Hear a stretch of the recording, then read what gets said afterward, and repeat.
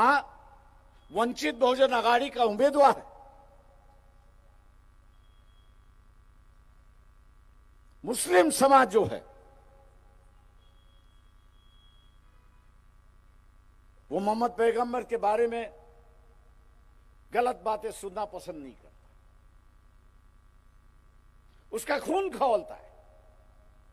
उसका नतीजा हम लोग ने राजस्थान में देखा। निपुण शर्मा नाम की जो महिला है, जिस बयान उन्होंने कहा था, दुनिया भर के देशों ने उसको नकारा, कंडेम किया और भारत सरकार से कहा कि इन पर कानूनी कार्रवाई होनी चाहिए। मामला सुप्रीम कोर्ट गया। मामला सुप्रीम कोर्ट जाने के बाद भी कोर्ट ने अपनी हलबलता दिखा दी और ये कहा कि ऐसा कोई कानून अभी तक बना नहीं है कि जहां धर्मगुरु या धर्म के जो प्रेषित है, भगवान है या देवियां,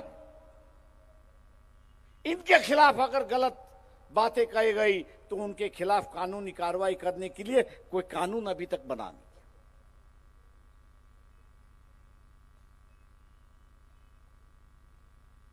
देश भर मुसलमानों ने आवाज उठाई, नारे लगे, लाखों के जुलूस निकले, लेकिन कार्रवाई हुई क्योंकि कानून नहीं था। इसलिए वंचित बहुजन आघाड़ी, कपिल पाटिल जिसको हम लोग ने जिताया था, उसके माध्यम से विधानसभा में, विधान परिषद में मोहम्मद पैगंबर के बिल, एक कानून पेश किया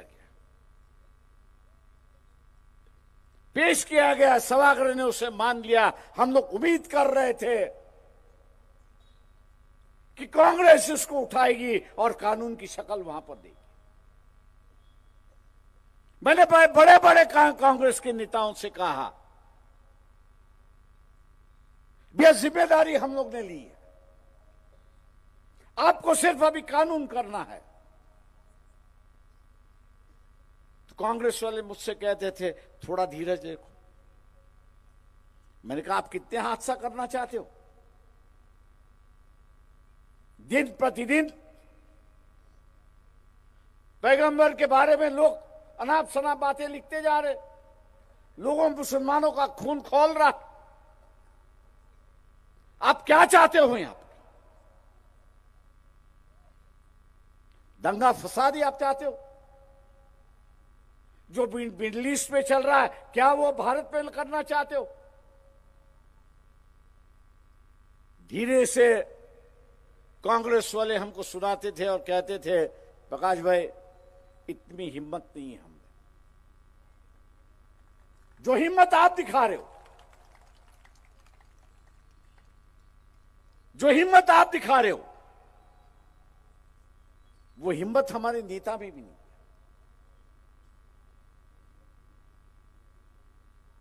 जहां हमारा नेता अक़लियत ये लफ्ज इस्तेमाल करता है, लेकिन मुसलमान ये लफ्ज इस्तेमाल करने के लिए तैयार नहीं है। आप इस पर से सोच लो। आज इस पर से सोच लो। तो हमने कहा कि भी हम इलेक्शन के लिए रोके। मैं आज मुसलमानों से कह रहा हूं, मैं आज तमाम नांदेड़ के मुसलमानों से पूछना चाहता, क्या आप चाहते हो कि यह कानून बने या ना बने? क्या आप ये इलेक्शन जो है पैगंबर के नाम पे करने के लिए तैयार हो या नहीं हो?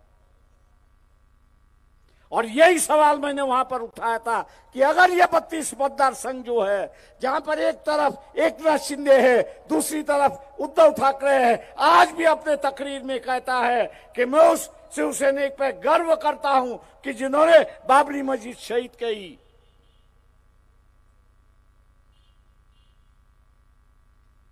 और मैंने यही अपील कही थी, मौलवियों से अपील कही थी, काजियों से कही थी, उलेमाओं से कही थी, वे पंजा है ही नहीं,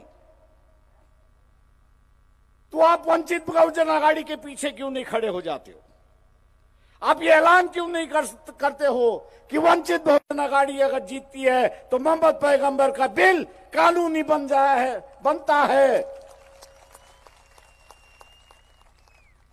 और जो कोई पैगंबर के बारे में या किसी और भगवान के बारे में अनाप शनाप लिखेगा तो 7 साल की सजा उसको होगी। क्या मुसलमान ये चाहता है या नहीं चाहता है? ये सवाल मुसलमानों ने अपने ज़मीर से पूछना चाहिए। हम तो लड़ते रहेंगे, हम इंसानियत के पुजारी हैं।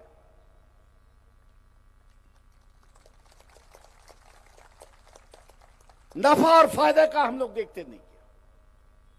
जो सही है वो सही है, जो गलत है वो गलत है। और इसलिए फारूक साहब भी मुझ पे थे उस वक्त जब हम लोग औरंगजेब की मजार पर चादर चढ़ाने गए थे। ये नहीं हम लोग ने सोचा कि यहां का कट्टरपंथी हिंदू क्या सोचेगा,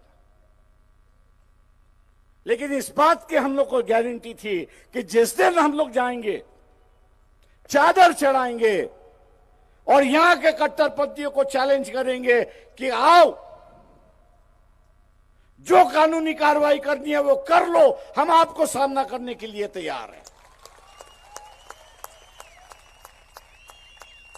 चाहे शिवाजी महाराज हो, संभाजी महाराज हो, राणा प्रताप सिंह हो, अकबर हो, औरंगजेब हो, इसी मिट्टी के पहले पले हुए। वो आपस की लड़ाई उनकी थी, मैं उस पर नहीं जा रहा हूं, लेकिन इस हकीकत को हम लोग नजरअंदाज नहीं कर सकते कि इस मिट्टी के वो पैदा किए, उनका राज था। मैं आज उसी तरह से मुसलमानों से अपील करता हूं, उसी तरह मैं आज मुसलमानों से अपील करता हूं कि ये इलेक्शन जो है, आप मोहम्मद पैगंबर के नाम पर कुर्बान हो जाइए। वोट जो है वो मोहम्मद पैगंबर के नाम से आप दीजिए। कांग्रेस ने आपके झोली में क्या दिया?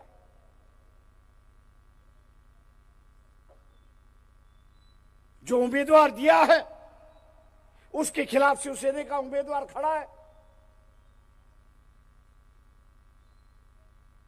मैं मुसलमानों से पूछना चाहता हूं कि क्या यहां का मराठा आपको वोट देने के लिए तैयार है? ठोक के कहता हूं कि वंचित बहुजन आघाड़ी का जो वोटर है, जिसको हम लोग कहेंगे वो उसी को ही जाएगा और दूसरे किसी को नहीं जाएगा। मैं इतना ही मुसलमानों से कहूंगा, अगर दोस्ती करना चाहते हो तो इज्जत की और बराबरी की दोस्ती होनी चाहिए। मैं मुसलमानों से भी कहता हूं कि फिलिस्तीन का जब हमने कार्यक्रम मुंबई में लगा दिया तो कई मुस्लिम संगठनों से मैं बातचीत करने गया। मैंने कहा मैं ऐसे करने जा रहा हूं, आपके क्या राय? बोले प्रकाश भाई जरा सोच समझ के करो। तो मैंने कहा मैंने फैसला कर लिया कि मैं करूंगा ही, आपसे पूछने आया हूं कि आप आओगे या नहीं आओगे।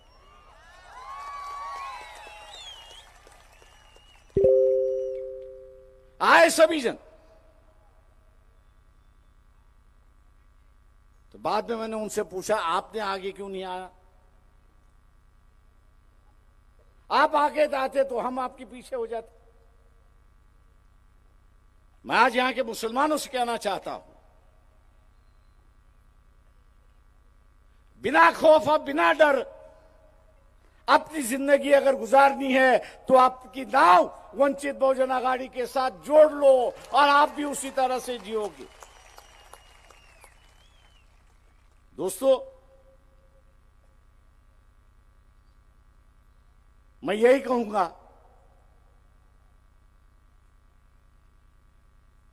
कांग्रेस जो है वो जान नहीं है जो 80 की जान थी।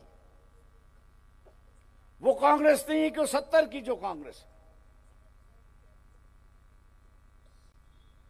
ये ऐसी कमरी पड़ी कांग्रेस है कि जो अपने नेता आदेश देता है उसकी पालन भी नहीं कर सकती, ऐसी है कांग्रेस। मैं उस शख्सियत का नाम नहीं लेना चाहता हूं कि कांग्रेस के वरिष्ठ नेता ने कहा भैया ये जगह जो है ये जगह पार्टी के लिए मांगनी चाहिए। बुल्ढाना डिस्ट्रिक्ट की बात कर रहा हूं।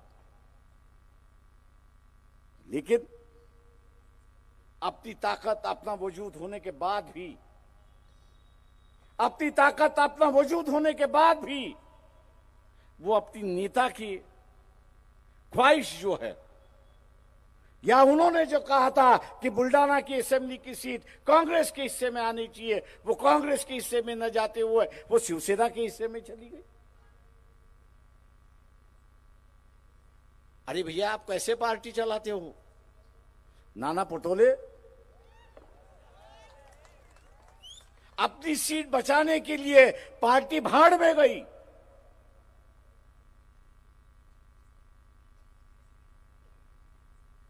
अपनी सीट बचाने के लिए कांग्रेस पार्टी भाड़ में गई और ऐसे नेताओं के पीछे यहां का मुसलमान भाग रहा है।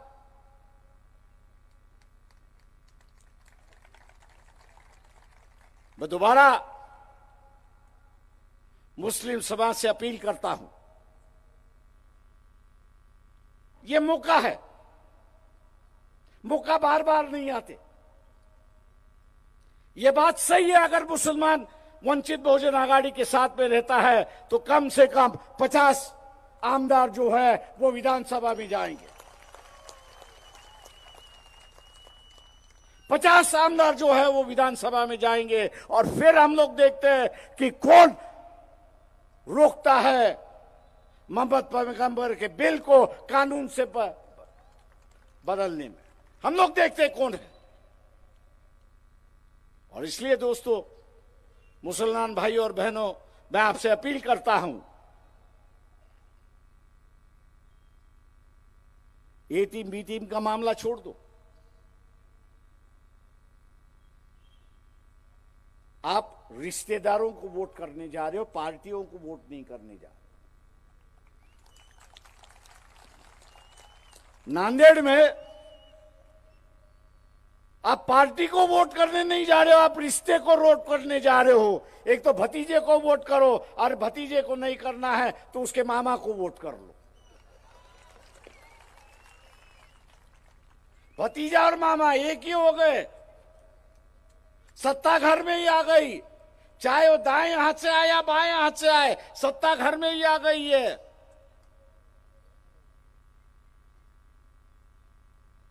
कहां से मुसलमान आपको न्याय मिलेगा? मैं जो बात कर रहा हूं फिर गौर करिए।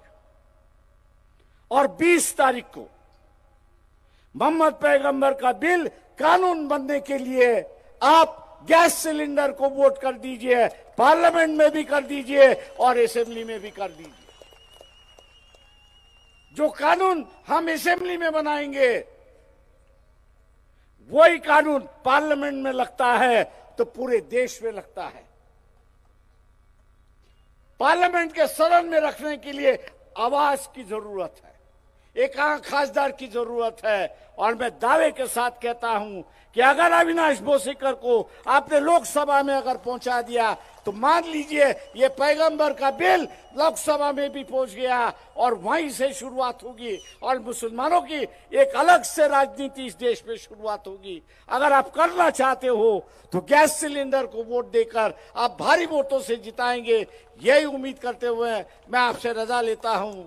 जय भीम, अल्लाह हाफिज।